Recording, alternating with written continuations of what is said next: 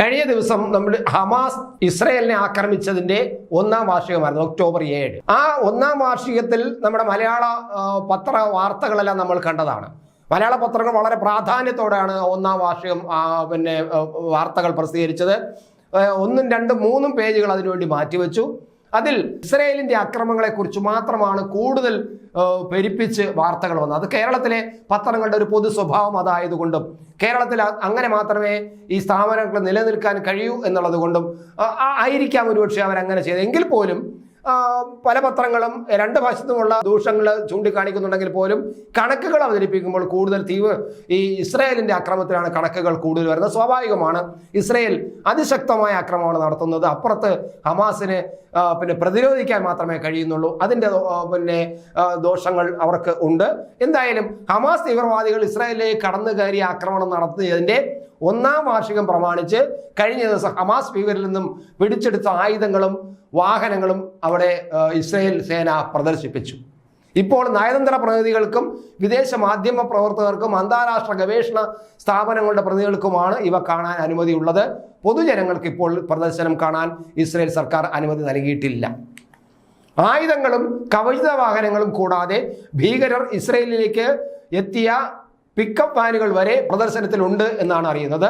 തീവ്രവാദികൾ ഉപയോഗിച്ച മോട്ടോർ സൈക്കിളുകൾ, ട്രാക്ടറുകൾ, കൊല്ലപ്പെട്ട തീവ്രവാദികളുടെ യൂണിഫോമുകൾ എന്നിവയും ഇവിടെ പ്രദർശനത്തിന് ഇസ്രായേൽ വച്ചിട്ടുണ്ട്.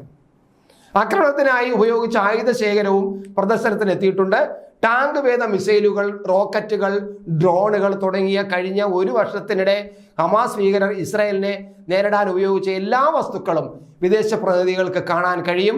ലോകത്തിന് മുന്നിൽ ഇസ്രായേലിനെ മോശക്കാരായി ചിത്രീകരിക്കാൻ ഹമാസും ഹിസ്ബുള്ളയും എല്ലാം നടത്തുന്ന ശ്രമങ്ങളെ അന്താരാഷ്ട്ര സമൂഹത്തിന് മുന്നിൽ തുറന്നു കാട്ടാനുള്ള ശ്രമത്തിന്റെ ഭാഗമാണ് ഈ പ്രദർശനം എന്നാണ് ഇസ്രായേൽ വിഭാഗത്തിൽ നിന്നുള്ള ചില വിശദീകരണങ്ങൾ വരുന്നത്. കഴിഞ്ഞ വർഷം ഒക്ടോബർ 7 ഹമാസ് തീവ്രവാദികൾ ഇസ്രായേലിലേക്ക് നടത്തിയ ആക്രമണത്തിന് ശേഷം 70,000-ഓളം ആയുധങ്ങളാണ് ഇസ്രായേൽ സൈന്യം പിടിച്ചെടുത്തത്. ഇവയിൽ 1250 എണ്ണം ടാങ്ക് വേദ മിസൈലുകളാണ്.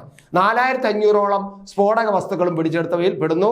ഇതിന്റെ ദൃശ്യങ്ങളും വിശദാംശങ്ങളും എല്ലാം തന്നെ അന്താരാഷ്ട്ര വേദികളിൽ ഉന്നയിച്ച് തങ്ങൾക്ക് നേരെ ഉയരുന്ന ആരോപണങ്ങളെ നേരിടാൻ തന്നെയായിരിക്കും ഇസ്രായേൽ തയ്യാറെടുക്കുന്നത് എന്നത് ഉറപ്പ് തന്നെയാണ്. എന്തായാലും 1-ാം വാർഷിക ദിനത്തിൽ, അതായത് ഇന്നലെ ഒക്ടോബർ 7-ാം തീയതി ഇസ്രായേൽ ജബലിയിൽ ആക്രമണം ശക്തമാക്കി.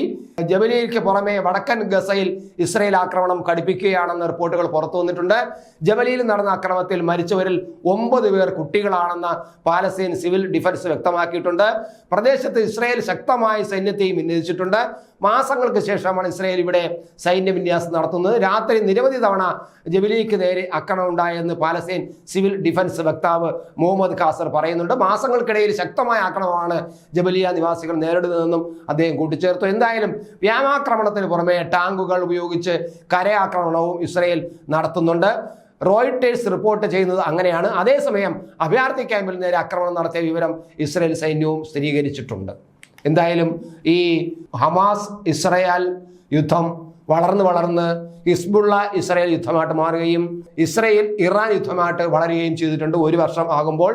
പക്ഷേ അവിടെയൊന്നും തളരാതെ ഇസ്രായേൽ മുന്നോട്ട് പോകുന്നുണ്ട്. ചുറ്റും നിന്ന് വളഞ്ഞിട്ട് ആക്രമിച്ചിട്ടും പിടിച്ചു നിൽക്കാൻ കഴിയുന്നത് ഇസ്രായേൽ എന്ന ആ കൊച്ചു രാഷ്ട്രത്തിൻ്റെ ആത്മധൈര്യവും അവരുടെ ഉള്ളിലെ നിലപാടുകളുടെ ശക്തിയും തന്നെയായിരിക്കാം. എന്തായാലും ഇസ്രായേൽ നിലനിൽക്കേണ്ടത് ആവശ്യമാണെന്ന് ഇപ്പോൾ ഗാസയുടെ വക്താവ് പറയുന്നുണ്ട്. അതായത് പാലസ്തീനും ഇസ്രായേലും 2 രാജ്യങ്ങളാണ് നിലനിൽക്കണമെന്ന് പോലും ഇപ്പോൾ അവർക്ക് പറയേണ്ട അവസ്ഥ വന്നിരിക്കുന്നു. ഇല്ലെങ്കിൽ അവർ പറഞ്ഞുകൊണ്ടിരുന്ന ഇസ്രായേലിനെ ഞങ്ങൾ തകർക്കും, വളഞ്ഞിട്ട് ആക്രമിച്ച് തീർത്ത് കളയുമെന്നാണ് പറഞ്ഞത്. ഇപ്പോൾ അവർ മാറിയിരിക്കുന്നു. പാലസ്തീൻ വക്താക്കളെല്ലാം പറയുന്നത് 2 സ്വതന്ത്ര രാജ്യമായിട്ട് നിലനിൽക്കേണ്ടതുണ്ട്, അതിനുവേണ്ടി UN പരിശ്രമിക്കണം എന്നാണ്. എന്തായാലും 1-ാം വാർഷികത്തിലും 1 വർഷം യുദ്ധം നടത്തിയിട്ടും അന്ന് അവർ പറഞ്ഞത് ഒരു ദിവസം ഹമാസ് ഇസ്രായേലിലേക്ക് ഇടിച്ചു കയറിയെങ്കിൽ ഇപ്പോൾ അതിനുശേഷം തുടങ്ങിയ ആക്രമണം 1 വർഷം ഇസ്രായേൽ അങ്ങോട്ട് ആക്രമിച്ചുകൊണ്ടിരിക്കുന്നു. ഇപ്പോഴും ഇസ്രായേൽ തളരാതെ മുന്നോട്ട് പോയിക്കൊണ്ടിരിക്കുന്നു.